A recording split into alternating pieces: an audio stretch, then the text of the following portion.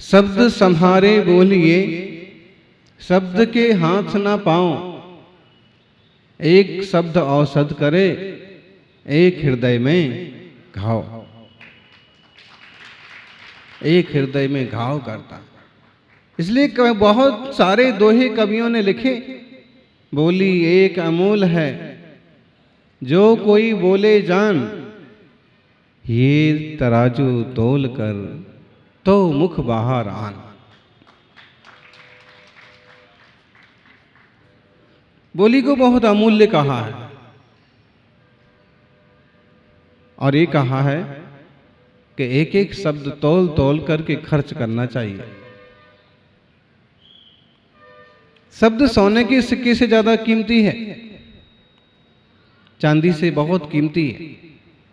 एक शब्द बोलने से लोगों को औषध का काम करता है और एक शब्द बोलने से वह घाव का काम कर जाता है।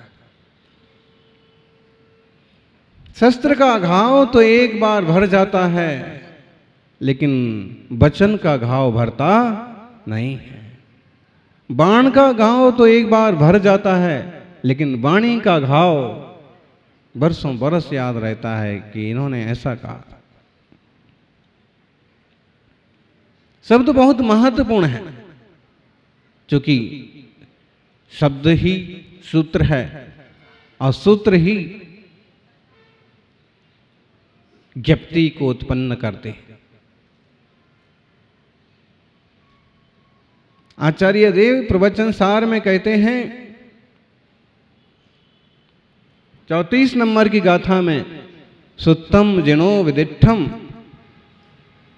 पुग्गल दब्ब पगेहि वहिणे हिम, तम जान नाही नाणम सुत्तस्य जानना भणिया।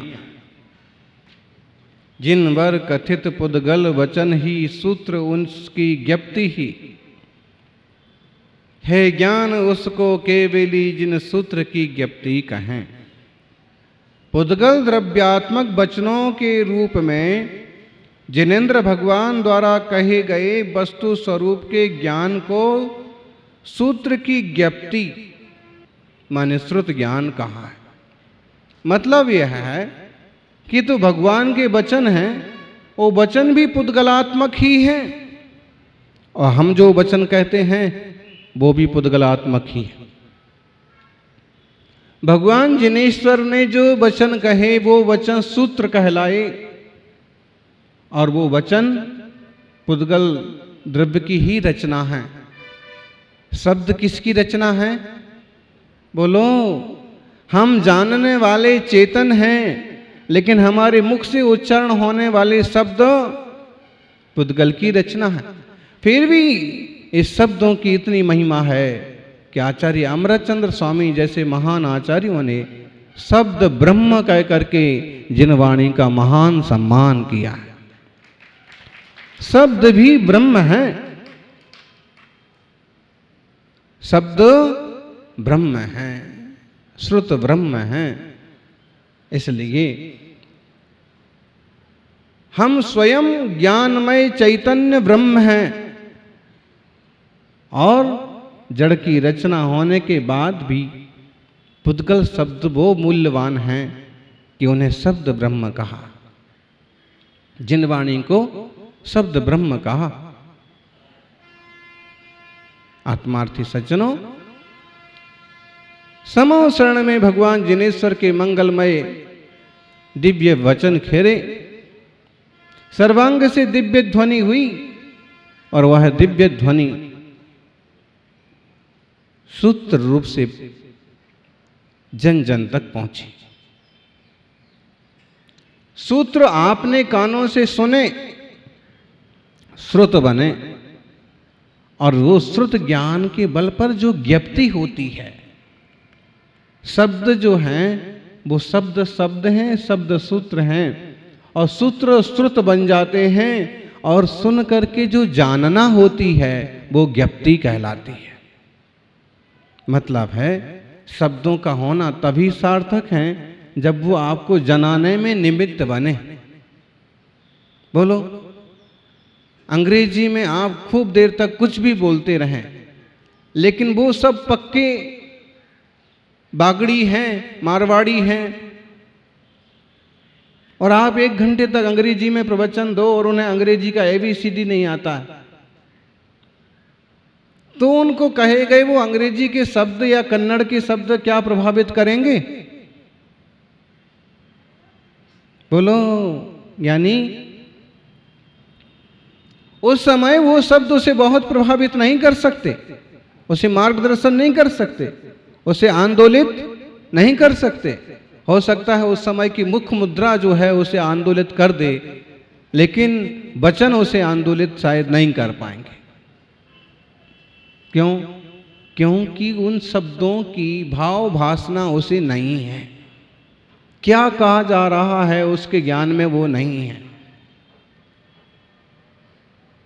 जब ये समझ में आता है कि क्या कहा गया, तो जो क्या कहा गया वाला बात है ना, वो कहलाती है ज्ञप्ति, वो कहलाती है जानना। तो सूत्रों में जो कुछ कहा है, सूत्र तो बहुत अच्छे हैं आत्म कल्याण के लिए, समय सार, प्रवचन सार, पंचास्तिकाय जैसे ग्रंथ, सतखंडागम जैसे प्राचीन शास्त्र खूब सूत्र से भरे हुए हैं, लेकिन वे सूत्र जब तक हमारी ज्ञप्ति नहीं बनते हैं तब तक हमारा कल्याण नहीं हो सकता। गुरुदेव के प्रवचन भी बहुत सूत्र आएंगे, बहुत प्रवचन किए जाएंगे, लेकिन जब तक वो प्रवचन भाव भासना नहीं बनते हैं, अंतरंग जागृति में निमित्त नहीं बनते हैं, जब तक वह समझ नहीं बनते हैं, तब तक सूत्रों का होना ना होना बराबर है। आप देखिए, लोग वचन जिस भाषा को लोग समझते हैं आप उसी में बात करते हैं, सारे लोग उसी में बात करते हैं और उन शब्दों को आराम से समझ जाते हैं कि आपने क्या कहा। आपने कहा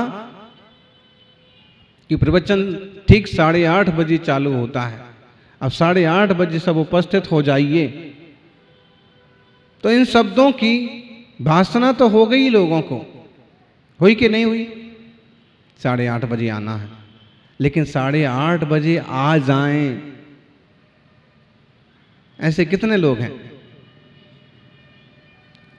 अच्छा, आप सब लोग आ जाते इसलिए हाथ ऊपर कर दिया, बहुत अच्छा, ठीक है, चलो आप उसको मतलब सूत्र भी हुआ, श्रुत भी हुआ, ज्ञप्ति भी हुई, जानना भी हो गया, और जानने के साथ साथ उस बात को आपने मान भी लिया। बहुत लोग ऐसे होंगे, अनाउंस तो रोज ऐसा ही होता है, होने दो, अपन को तो जब टाइम मिलेगा तब आएंगे, और नहीं मिलेगा तो नहीं आएंगे, और नहीं तो भोजनशाला के टाइम तक जरूर आ जाएंगे।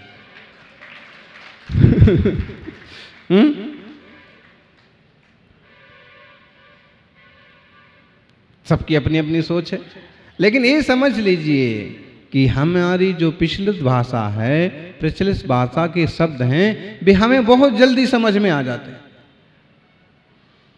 और उनके कहे गए ढंग भी हमें बहुत जल्दी प्रभावित करते हैं।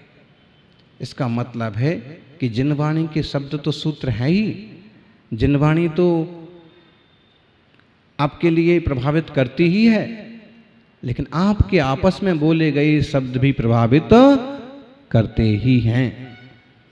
बस यह है कि जिनवाणी जो कुछ कहती है वो आत्म कल्याण के लिए होता है, परमार्थ के लिए होता है, सर्वथा हितोपदेशी रूप ही होता है। लेकिन आप जो कहते हैं वो हितोपदेश रूप परमार्थ रूप हो, इसकी कोई गारंटी नहीं है। क्यों?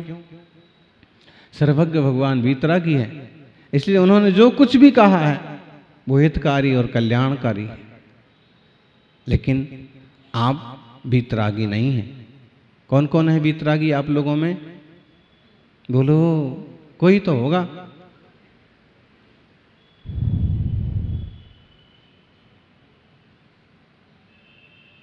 कोई नहीं है, लेकिन जिन जिन ने जितना राग के तारतम्य को जाना है, समझा है, छोड़ा है, अंश अंश में तो थोड़े थोड़े तो आगे बढ़ो। सज्जनों, तो शब्दों का बहुत बड़ा प्रभाव है।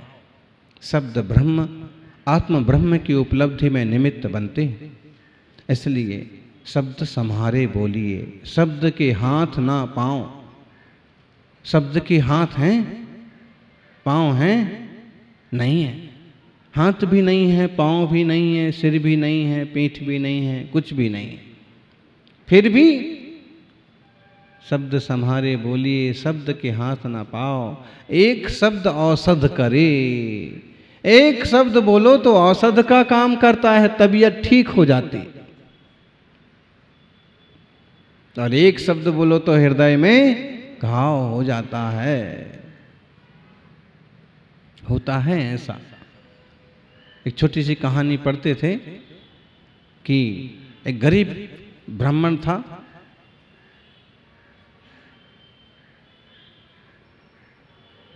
जंगल जाता, सूखी लकड़ी लेकर के आता,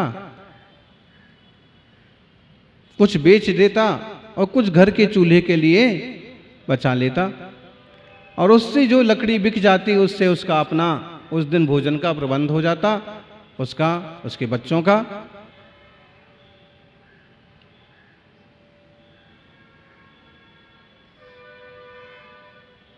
बहुत दुखी और परेशान हो गया। एक दिन उसने सोचा कि क्यों नहीं, ऐसे भूखे मरने से अच्छा है आत्महत्या कर ली जाए, मर ही जाऊं तो अच्छा।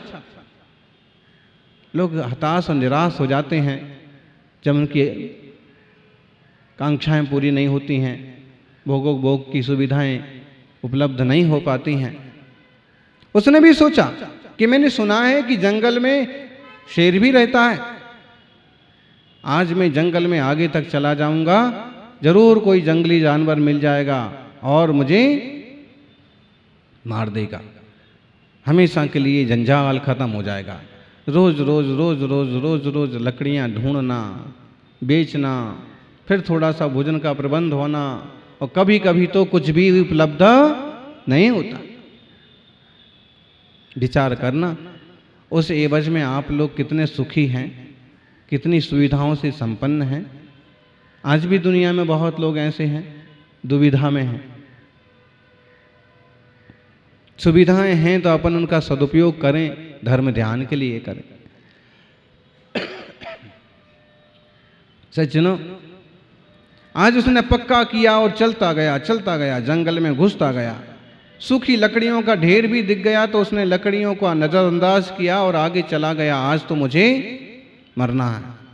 योग संयोग कि जंगल का राजा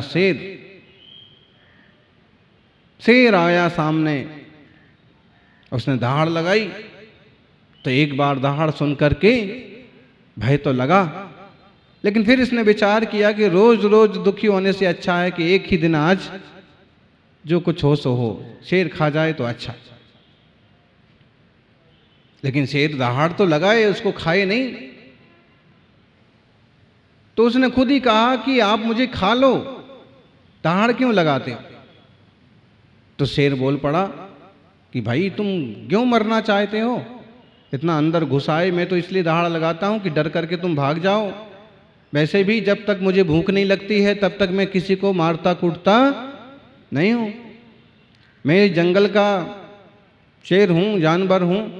मैं कोई सरकारी ऑफिसर नहीं हूं कि जरूरत नहीं है फिर भी लोगों को कूटे जाऊं, लूटे जाऊं।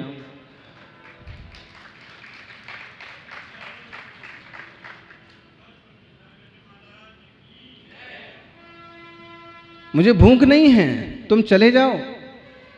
उसने कहा कि जो भी है, आपको भूख है ना है, लेकिन मुझे जीना नहीं है, आप तो मुझे मार दो।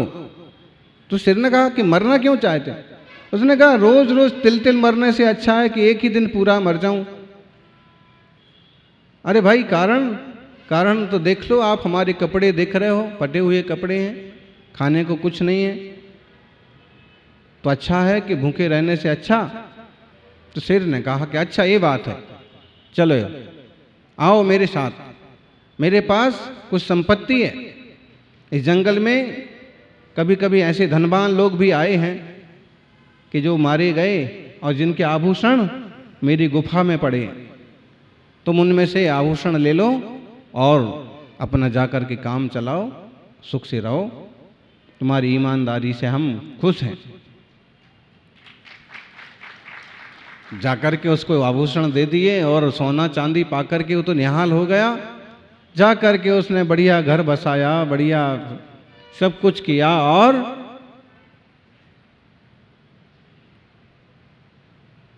जब चाहे आता शेर से मिल जाता, धन्यवाद दे जाता और अब उसके लिए बहुत आसान हो गया, अमीर हो गया। लोग आश्चर्य करने लगे कि अमीर कैसे हो गया। और वो भी कभी बता देता कि मेरा दोस्त है और ऐसे ऐसे उसने ये दिया और ये अमीर हो गया मैं।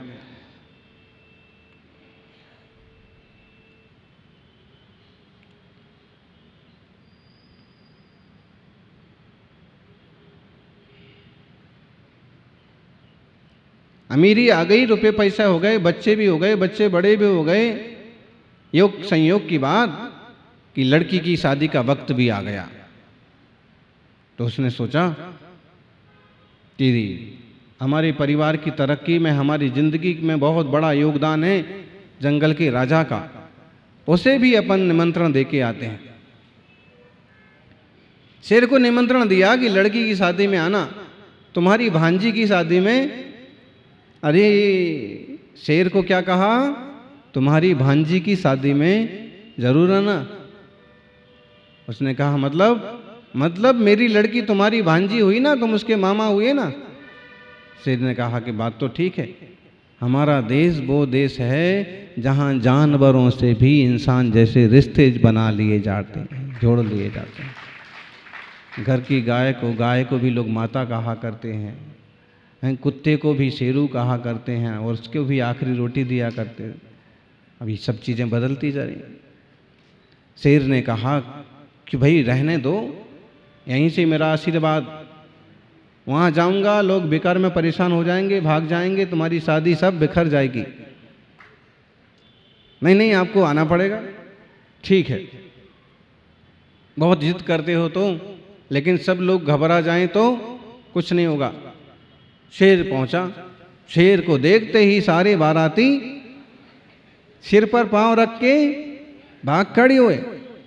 तो ब्राह्मण ने कहा सब रुको रुको रुको रुको, लेकिन लोग रुकने को तैयार नहीं। शेर और आगे आया, तब ब्राह्मण ने उसको पास में आते ही और कहा अच्छा डरते क्यों, भागते क्यों, रुको। शेर को देख के कौन रुके। उसने कहा कि अरे रुको, इतना डरने की जरूरत नहीं है।